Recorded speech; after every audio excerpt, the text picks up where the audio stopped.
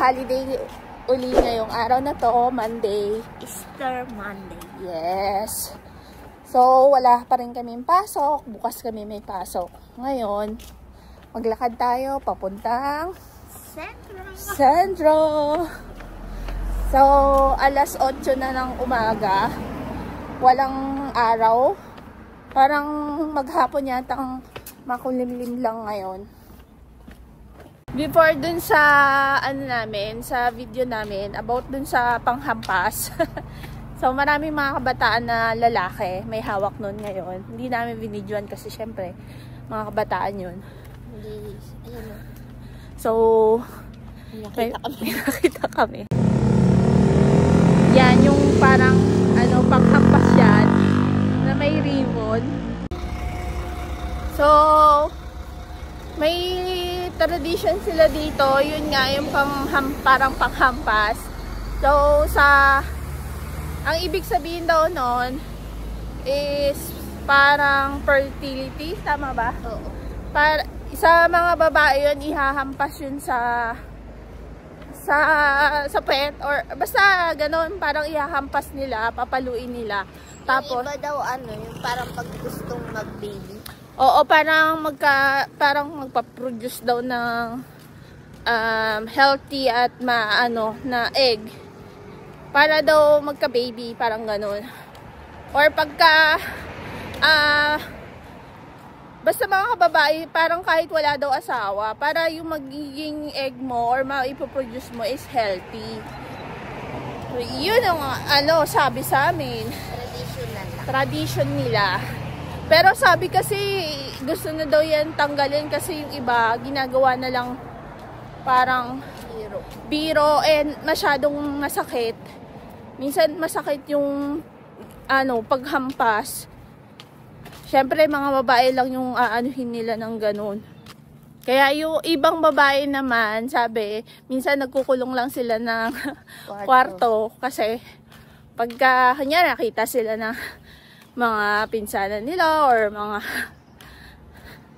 kaibigan kaya nila. Kaya wala masyado ngayon lumalabas. Yun, hinahampas mga sila. lalaki lang yung lumalabas. Hinahampas sila. Kaya yun lang yung alam namin na tradition nila. So may binibenta lang man yan dyan lang, pero mabili. Dito kami sa isang iskinita papuntang sentro.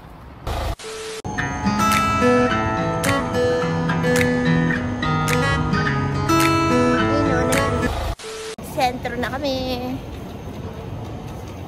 Lakad-lakad. So pakita namin kayo kung saan yung mga nagbebenta ng yung parang panghampas.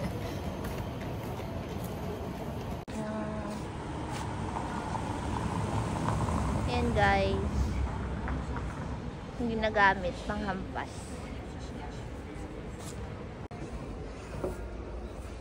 Pasok tayong McDo. 1 hour later. And guys, tapos na kami pumunta na yung sentro. Tapos lakad uli kami pa uwi. Pero dito naman kami sa kabilang side. So ngayong holiday, halos lahat ng mga store is sarado. Mga bukas lang is mga Potrabini, yung mga ganun lang. Pero yung mga Lidl, Globus, Albert, yan. Wala, sarado yan sila. Nag-a-announce naman, makikita sa website kung bukas o hindi. Yes. Pero madalas sarado sila. Lalo pag mga public holiday. Yes. Talagang nila ngayon. Holiday talaga. Yeah, ito. Tsaka biglang lumabas yung araw. Kanina is, sabi sa weather kasi, makulimlim lang talaga. Pero ngayon, lumabas siya. Kaya medyo okay din maglakad. Tsaka yung araw, hindi ganun ka init. Tingnan nyo, nakaano pa kami, sweatshirt. Medyo nakakaramdam na rin. Mainit na. Pero okay din naman. At nakarami kami ng lakad. So, parang naka 6 kilometer kami. Papunta at pabalik. Yeah. Tara. Tara, hanggang pag-uwi, ay hanggang sa bahay. Tapos, masarap yan, magtambay-tambay. Dito sa kabilang side, may ano dito, parang tawag yun, sapa o ano. Tapos tatawid kami ng tulay. Ito tayo.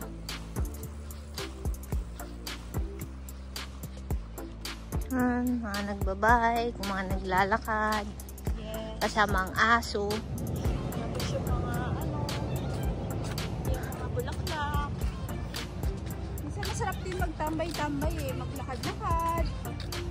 So may daanan ng riles dito, pero patay na yan. Kumbaga hindi na dinadaanan.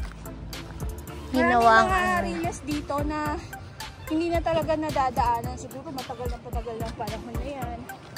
Mga sinauna. Yes, mga sinaunang ano.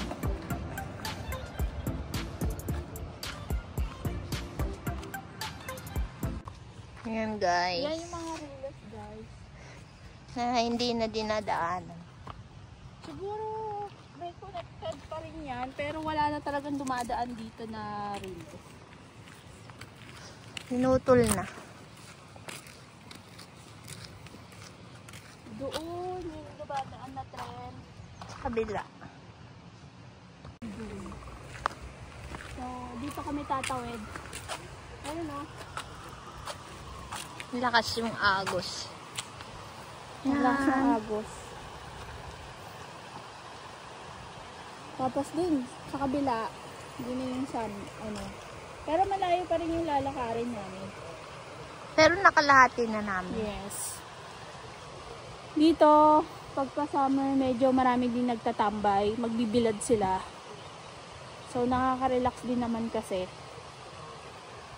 Dito kasi sila, basta may maarawan sila, kahit saan, na basta safe sila, maglalatag sila, tapos magbibilad na lang.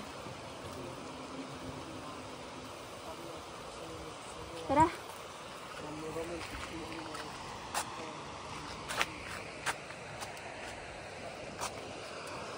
Nung lumakas yung ulan, eto yung parts na Ang taas. tumaas yung tubig.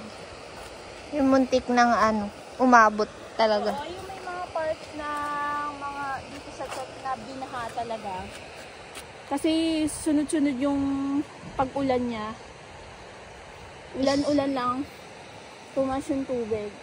Naghanda yung mga tao niyan, may mga harang-harang na ng mga buha-buhangin yung ano nila. Sako-sako. Sako-sako. Tapos dito nilagyan din ng mga pangharang kasi tumaas talaga yung tubig.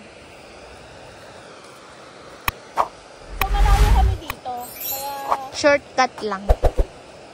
Pag naglakad.